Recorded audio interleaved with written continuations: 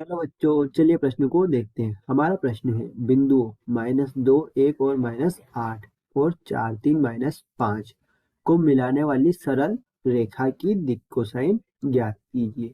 अब हम हमारे प्रश्न की मुख्य अवधारणा देखते हैं। प्रश्न की मुख्य अवधारणा,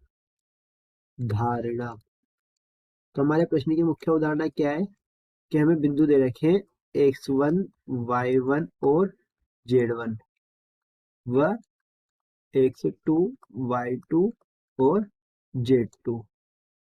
इन दोनों को मिलाने वाली रेखा की क्या ज्ञात करनी है हमें? रेखा की दिक् कोसाइन। तो हमें रेखा की दिक् कोसाइन ज्ञात करनी जो इन दोनों बिंदुओं को मिलाती है। तो इसकी दिक् कोसाइन होगी l बराबर a बटे में d, m बराबर b बटे में d और n बराबर c बटे में d।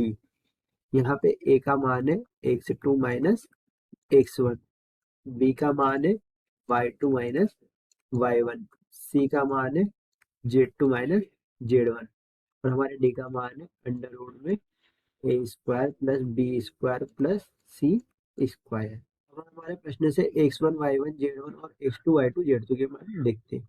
तो सर्वप्रथम x1 का मान है -2, y1 का मान है 1 और z1 का मान है -8।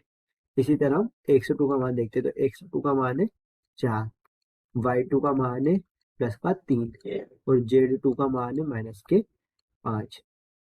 अब हम इन मानों की सहायता से ए बी सी और डी के मान ज्ञात करते हैं। तो सर्वप्रथम a बराबर x2 माइनस x1, x2 का मान है 4 माइनस x1 का मान है -2, तो हमें a का मान प्राप्त होगा +6। अब हम इसी तरह b का मान देखते हैं। तो b बराबर y2 माइनस y1, y2 का मान है 3 माइनस y1 का मान है 1, तो हमें b का मान प्राप्त होता है +2। अब c बराबर z2 माइनस z1, z2 का मान है -5 माइनस z1 का मान है -8, तो हमें प्राप्त होता है -5 + 8।